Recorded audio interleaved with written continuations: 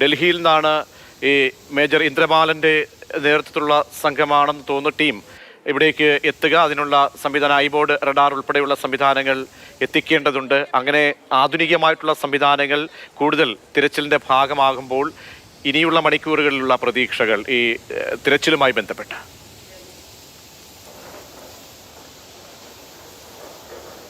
പ്രതീക്ഷ ഏതാണ്ട് 10 മീറ്റർ മുതൽ 70 മീറ്റർ വരെ ആഴത്തിൽ മണ്ണ് വീണിട്ടുണ്ട്. അതുകൊണ്ട് തന്നെ അത്രത്തോളം ആഴത്തിൽ പരിശോധിക്കാൻ സാധിക്കുന്ന ഡ്രോൺ സംവിധാനമുള്ള റഡാർ എത്തിക്കുക എന്നുള്ളതാണ് ജില്ലാ ഭരണകൂടത്തിന് മുന്നിലുണ്ടായിരുന്ന ഒരു കാര്യം. ആ കാര്യത്തിൻ്റെ ഭാഗമായി സൈന്യ ആവശ്യങ്ങൾക്ക് ഉപയോഗിക്കുന്ന റഡാറാണ് ഇന്ന് എത്തിക്കാൻ തീരുമാനിച്ചിട്ടുള്ളത്. ഇന്ന് വൈകിട്ടോടുകൂടി റഡാർ എയർലിഫ്റ്റ് ചെയ്ത് എയർ മാർഗത്തിൽ വ്യോമമാർഗത്തിൽ ഇവിടേക്ക് എത്തിക്കാൻ സാധിക്കും എന്നുള്ളൊരു പ്രതീക്ഷയാണ് ജില്ലാ കളക്ടർ ഇന്ന് രാവിലെ പങ്കുവച്ചത്. ഇന്ന് വൈകിട്ടോട് കൂടി എത്തിച്ചു കഴിഞ്ഞാൽ അതിനുശേഷം ഇന്ന് വൈകിട്ട് തന്നെ ആ പരിശോധന ആരംഭിക്കാം. നാളെ ആകുമ്പോഴേക്കും അത് കൂടുതൽ കാര്യക്ഷമമായി പ്രവർത്തിക്കാൻ സാധിക്കും എന്നുള്ളൊരു പ്രതീക്ഷ ജില്ലാ കളക്ടർ പങ്കുവെക്കുകയുണ്ടായി. ഇന്ന് വൈകിട്ട് 6 മണിക്ക് മുമ്പ് തന്നെ ആ റഡാർ ഇവിടെ എത്തിക്കാൻ സാധിക്കും എന്നുള്ളൊരു പ്രതീക്ഷയാണ് ജില്ലാ ഭരണകൂടം പങ്കുവച്ചിരിക്കുന്നത്. ആ റഡാർ എത്തിക്കഴിഞ്ഞാൽ ഇപ്പോൾ ഞാൻ നേരത്തെ സൂചിപ്പിച്ചതുപോലെ 10 മുതൽ ഏതാണ്ട് 70 മീറ്റർ വരെ ആഴത്തിലുള്ള മണ്ണിൽ അടിയിൽ ഏതെങ്കിലും മനുഷ്യ ശരീരങ്ങളുണ്ടോ അല്ലെങ്കിൽ ജീവൻ്റെ ഏതെങ്കിലും തുടുപ്പുണ്ടോ എന്ന് കണ്ടെത്താൻ സാധിക്കും എന്നുള്ളത് തന്നെയാണ് അവർ അനുമാനിക്കുന്നത്. അതിനുവേണ്ടിയാണ് റഡാർ ഇവിടേക്ക് എത്തിക്കുന്നത്. കഴിഞ്ഞ ദിവസം റഡാർ ഉപയോഗിച്ച് നടത്തിയ ഇന്നലെ റഡാർ ഉപയോഗിച്ച് നടത്തിയ പരിശോധനയിൽ ആദ്യ 2 തവണ ഒരു മനുഷ്യൻ്റെ ഒരു ജീവൻ്റെ തുടുപ്പുണ്ട് എന്ന് കണ്ടെത്തിയിരുന്നു. എന്നാൽ മൂന്നാമത്തെ പരിശോധനയിൽ അത് അങ്ങനെയല്ല, മറ്റെന്തോ ജീവി അത് പോയതാണ് എന്നുള്ള ഒരു നിഗമനത്തിലേക്ക് എത്തി. പക്ഷേ ഇന്നലെ വൈകിട്ട് ശേഷവും റഡാർ പരിശോധനയിലുള്ള, അതായത് സംസ്ഥാന സർക്കാരിൻ്റെ കൈവശമുള്ള റഡാർ പരിശോധനകൾ നടത്തണമെന്ന് മുഖ്യമന്ത്രി നേരിട്ട് നിർദ്ദേശം നൽകിയിരുന്നു. അതിൻ്റെ അടിസ്ഥാനത്തിൽ ആ പരിശോധന നടക്കുന്നുണ്ട്. പക്ഷേ അതിനേക്കാൾ കൂടുതൽ കാര്യശേഷിയുള്ള അഡ്വാൻസ്ഡ് ആയിട്ടുള്ള ടെക്നോളജി ഉപയോഗിക്കുന്ന റഡാർ എത്തിക്കാൻ വേണ്ടിയുള്ള ഒരു ക്രമീകരണങ്ങളാണ് ഏർപ്പെടുത്തിയിരിക്കുന്നത്. ഇന്ന് വൈകിട്ടോടുകൂടി തന്നെ എത്തും. അത് ഈ പറഞ്ഞ പ്രദേശങ്ങളിലൊക്കെ തന്നെ എത്തിച്ച് കൃത്യമായ ഡ്രോൺ സംവിധാനത്തോടു കൂടിയാണ് അത് പരിശോധന നടത്തുക. അതിനുവേണ്ടിയുള്ള നടപടിക്രമങ്ങളെല്ലാം പൂർത്തിയായിരിക്കുന്നു. ആ ഉപകരണം ഇനി എത്തിക്കുക എന്നുള്ളത് മാത്രമാണ് ജില്ലാ ഭരണകൂടത്തിലുള്ള മുന്നിലുള്ള കാര്യം.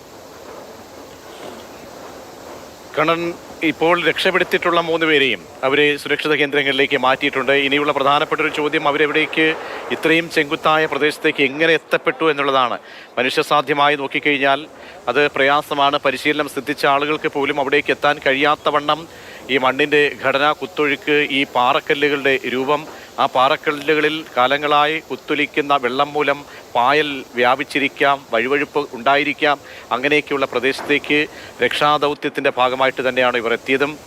അങ്ങനെ എന്തെങ്കിലും പ്രതികരണങ്ങൾ ഇതിന് ശേഷം എന്തെങ്കിലും ഇവർ സൈനികരോടോ ആർമി ഉദ്യോഗസ്ഥരോ പങ്കുവച്ചിട്ടുണ്ടോ?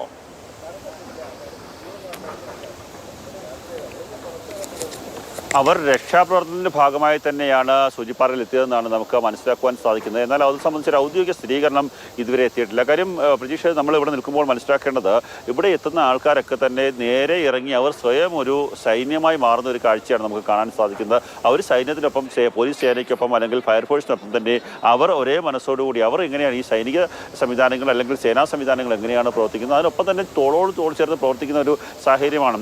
മൺവെട്ടിയും കൂന്താരിയും ഒക്കെ തന്നെ കയ്യിലെടുത്തുകൊണ്ട് രാവിലെ മുതൽ ഇങ്ങനെയുള്ള ആൾക്കാർ ഇറങ്ങുകയും അല്ലെങ്കിൽ ഇങ്ങനെ പ്രവർത്തിക്കുന്ന ആൾക്കാർക്ക് ഭക്ഷണം എത്തിക്കാൻ വേണ്ടി നിൽക്കുന്ന കുറേ ആൾക്കാർ എല്ലാവരും ഈ തെരച്ചിലിൻ്റെ ഭാഗമായി തന്നെ നിൽക്കുന്നവരാണ്. അതുകൊണ്ട് തന്നെ ആ 3 പേർ, റഹീസ് അടക്കമുള്ള 3 പേരും തെരച്ചിലിന് വേണ്ടി പോയത് തന്നെയാണെന്നാണ് നമ്മൾ അനുമാനിക്കപ്പെടുന്നത്. കാര്യത്തിലൊരു ഔദ്യോഗിക സ്ഥിരീകരണം അല്പസമയത്തിനുള്ളിൽ മാത്രമേ ലഭിക്കുകയുള്ളൂ.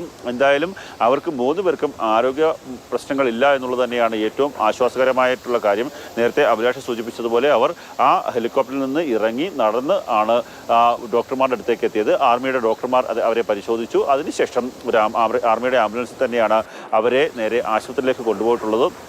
വളരെ ആരോഗ്യസ്ഥിതി തൃപ്തികരമാണ്. കണ്ണൻ നായർ, അങ്ങനെ രക്ഷാദൗത്യത്തിനായിട്ട് ഓരോരുത്തരും അങ്ങനെ മനസ്സറിഞ്ഞ് ഓരോ ഭടന്മാരായി ആ ഭൂമിയിലേക്ക് എത്തിക്കൊണ്ടേയിരിക്കുമ്പോൾ അവർ ശ്രദ്ധിക്കണം. അവരുടെ ജീവൻ വളരെ വിലപ്പെട്ടതാണ്. നമ്മൾ ഓരോരുത്തരും അറിയപ്പെടാത്ത ഭൂമിയിലേക്ക് എത്തുമ്പോൾ നമുക്ക് അറിയില്ല പ്രകൃതി എങ്ങനെ നമ്മോട് പെരുമാറുമെന്ന ആ നിലയ്ക്കുള്ള സംവിധാനങ്ങളും സുരക്ഷയൊക്കെ നമ്മൾ സ്വീകരിച്ച് വേണം മുന്നോട്ട് പോകാൻ.